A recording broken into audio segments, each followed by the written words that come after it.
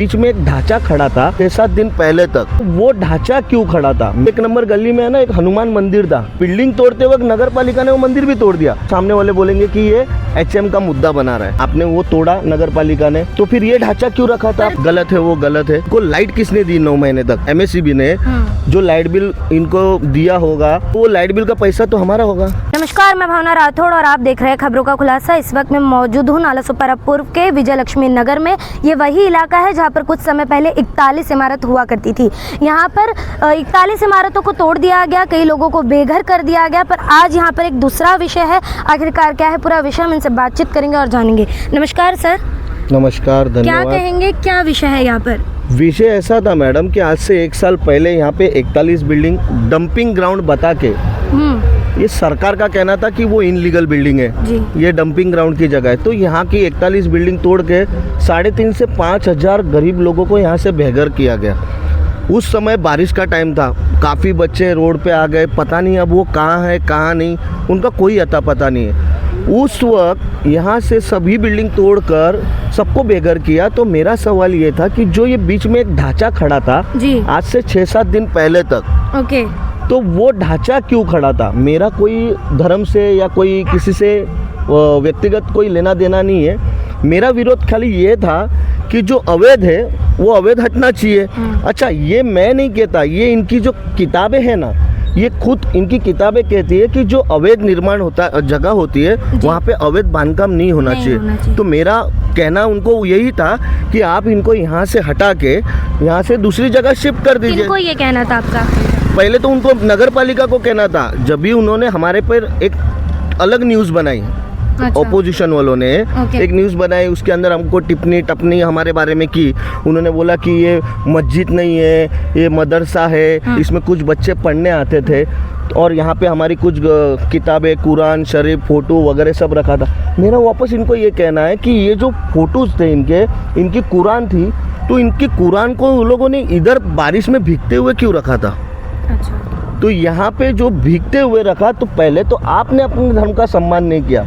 विषय पे वापस आता हूँ कि मैं जब ये आवाज़ उठाई, अनेक हिंदू संगठन एक हुए, अनेक लोग मेरे साथ जुड़े और सभी के सहयोग से, और आप जैसे अनेक पत्रकार बंधु जो आए, हमको सपोर्ट किया और ये गलत को गलत बताकर इसके ऊपर कार्रवाई की।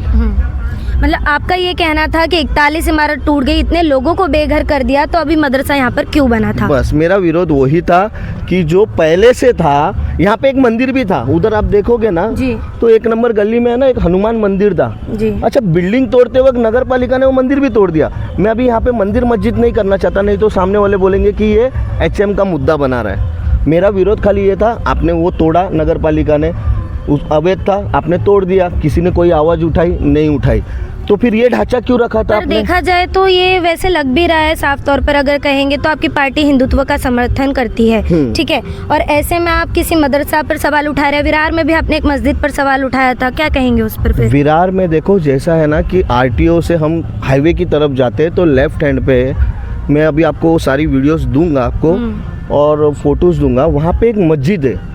उस मस्जिद को मेरा कोई लेना देना नहीं है, मेरा उस मस्जिद से विरोध नहीं है। वो अनेक सालों से है, उनकी आस्था है, वो उनमें पूजा करते हैं, जो भी करते होंगे वो उनका अधिकार है, ठीक है। अभी मेरा कहना ये है कि वो मस्जिद के आजू बाजू में 700 से 800 मीटर के दायरे में वो लोग कब्जा करते जा रहे हैं, जिसको इनकी मतलब कैसा कब्जा? लैंड जिहाद, जिसको लैंड जिहाद बोलते हैं। वो सीधा सीधा कब्जा करते जा रहे, शेड मार रहे, आस्ते आस्ते सफाई करते, फिर नेट लगाते, फिर दीवार बांधते। आप जाके वहाँ पे पता करना। कल ही मैंने 4 दिन पहले उसके ऊपर वीडियो बनाई थी, तब मुझे कल मांडवी पुलिस स्टेशन से सीनियर साहब का फ़ोन आया था। उन्होंने मुझे आज बुलाया था, मैं गया था, तो उन्होंने भी मेरे साथ बैठ के अच्छे से चर्चा की। उन्होंने मुझे बताया कि तू जो भी है कि पत्र व्यवहार है, गलत है, वो गलत है।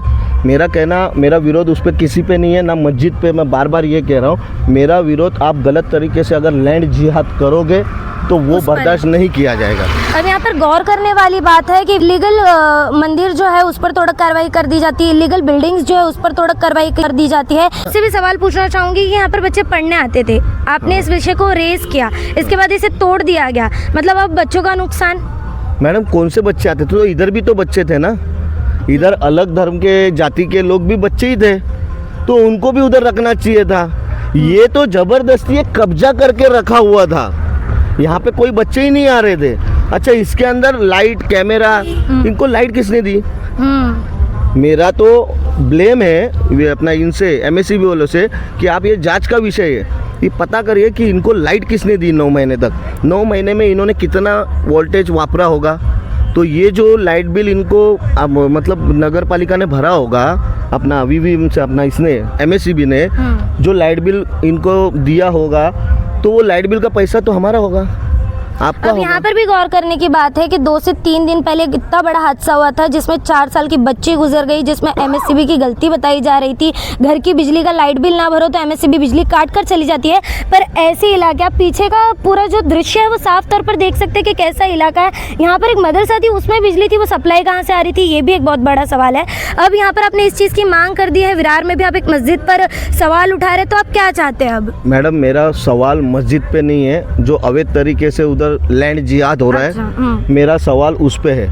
मेरा पेपर वर्क वहाँ हो गया है, मैं फॉरेस्ट विभाग, क्योंकि वो फॉरेस्ट की जगह है जी। और इतना बड़ा बांध काम हो रहा है, किसी को पता ही नहीं है, ये तो हो नहीं सकता। अच्छा, वहाँ से पुलिस स्टेशन से मुझे फ़ोन आता है, मतलब ये सोचने वाली बात है कि इसके पीछे कितने बड़े बड़े दिग्गज होंगे। मेरा विरोध मस्जिद को नहीं है, मेरा विरोध साफ और साफ जो लैंड जिहाद हो रहा है, जो कब्जा होते जा रहा है, उसको है।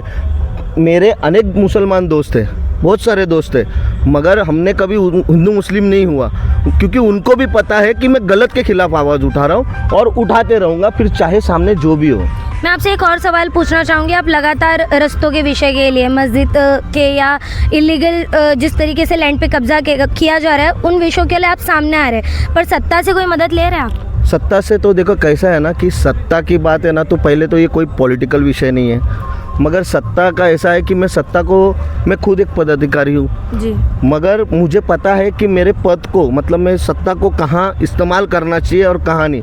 ये जो विषय मैं उठा रहा हूँ ना, वो मैं अपने पर्सनल, अपने संस्था, अपने संगठन के नाम पे उठा रहा हूँ। तो उसमें आपको ज़रूरत नहीं है कि आप MLA जी से मदद ले या कुछ भी करें, क्योंकि MLA जी ने बीच में एक वीडियो आया था सामने, जहाँ पे उन्होंने बोला कि इलीगल कंस्ट्रक्शन नहीं होनी चाहिए, अब इस पर रोक होनी चाहिए। और बीते दिनों जब हमने देखा था तो लगातार कई इमारतें ऐसी है जो धराशायी होती गई, कई हादसे हुए, और ऐसे में फिर से कहीं ना कहीं बांध काम हो रहा है। तो आपको नहीं लगता कि जैसे आप एक्शन ले रहे हैं वैसे आपके MLA भी एक्टिव रहने चाहिए? ऐसा है ना कि जब तक मैं आवाज़ उठा रहा हूँ, हमारे जो संगठन के लोग हैं मिल के जो काम कर रहे हैं, उसका रिजल्ट हमें मिल ही जा रहा है। अच्छा, लीगली नगर पालिका हो, कोई भी हो, तो उस पर हमको रिजल्ट दे रही है। ठीक है। जब अगर हमारा सुनवाई नहीं होगी नगर पालिका से, फिर हम MLA, खासदार, जो भी नेता है उनको मिलेंगे, और अगर वो हमें मदद नहीं करेंगे, फिर वो उसके बाद का विषय है कि मैं उनको कैसे रिप्लाई दूंगा। ओके, तो फिलहाल आपकी आखिर में मांग क्या होगी अब? आखिर में मेरी मांग यही है, नगर पालिका अपने हिसाब से कार्रवाई करे। अब मैं बहुत जल्दी अनेक मुद्दों पे आने वाला हूँ। अवैध तरीके से बाजार लग रहे हैं, किस किस को हफ्ता जा रहा है, किस किस को नहीं जा रहा है, ये मैं आपके चैनल के माध्यम से जल्द खुलासा करूंगा। मतलब आप फुल ऑन एक्टिव रहने वाले और हर विषय पे देखने वाले? गलत हो रहा है उसके लिए रहना पड़ेगा। 80 रुपये की आप पावती ले रही है नगर पालिका, फिर गरीबों का झोपड़ा क्यों तोड़ दे, अपना वो ठेला क्यों तोड़ दे रही है, या तो फिर वो 80 रुपये की पावती बंद कर देवे, पैसा भी लोगे, फिर सिस्टम में उनसे हफ्ते भी लोगे, और कोई नगर पालिका गाड़ी आने वाली है तो अपने लोगों को हटाओगे भी, बाकी के उस पर कार्रवाई करोगे। एक बार मैं महाड़ा के जो अपना नगर पालिका का ऑफिस है वहाँ गया था, एक मैडम थी, उनका नाम मुझे याद नहीं आ रहा है, उन्होंने मुझे बताया था कि बहुत सारे धंधे हैं ना जिस पे महानगर पालिका का वो लगा रहता है लाइसेंस, वो सब फेक लाइसेंस है। तो ये जांच का विषय है, फेक लाइसेंस इनको दिया किसने, इनको? मैं ऐसे कितने धंधे वालों से आपको मिलाऊंगा जो खुद कहेंगे कि हम किसको हफ्ता देते हैं। तो साफ तौर पर आपका कहना है कि VVMC लीगल तरीके से काम करना शुरू कर दें, नहीं तो आप आवाज़ उठाना नहीं चाहिए? हाँ, नहीं तो इनकी चोरी में खोलते रहूँगा। और आपको भी पता है कि YS रेड्डी ने कितना चोरी करके भाग गया, अनिल पवार भाग गया, अनेक जन ऐसे भागते रहेंगे तो क्या करना पड़ेगा। उनके पोल खोलने हुए थे तभी भारतीय जनता पार्टी द्वारा तो अनिल कुमार पवार को अच्छे से विदा किया गया था। अभी उनको नहीं मालूम था ना कि ये दूसरे दिन पैसा लेके इसके घर पे ईडी गिरने वाली है। पता होता तो क्या कर लेते? पता होता तो फिर अभी वो उनका प्रॉब्लम है कि वो क्या करते क्या नहीं। हाँ, प्रॉब्लम तो ये भी है कि आप लोगों ने पता नहीं लगाया ना। हाँ, हमको नहीं पता था। नहीं पता था तो नहीं पता था, जब पता चला तो विषय बोल रहा हूँ। अभी यही तो बोल रहा हूँ कि जैसे जैसे लोगों का मालूम पड़ रही है, अनेक लोग मेरे पास समस्या लेके आ रहे हैं, तो मैं धीरे धीरे हर एक मुद्दे पे आऊँगा और हर एक मुद्दे का रिजल्ट आपके चैनल के माध्यम से लोगों तक दूंगा। फिलहाल जैसे कि आपने देखा कि मदरसा का क्या विषय था, यहाँ पर किस तरीके से इलीगल तरीके से चीज़ें चालू थी, बिजली सप्लाई दी जा रही थी। फिलहाल ये टूट चुका है, पर अभी विरार में एक और मस्जिद है जिस पर इनके द्वारा आवाज़ उठाई जा रही है। देखना ये होगा कि कैसे वीवीएमसी अब इस पर कार्रवाई करती नजर आती है। बहरहाल आज की इस पूरी खबर में इतना ही। ऐसी और खबरों के लिए बने रहे हमारे साथ और देखते रहे खबरों का खुलासा।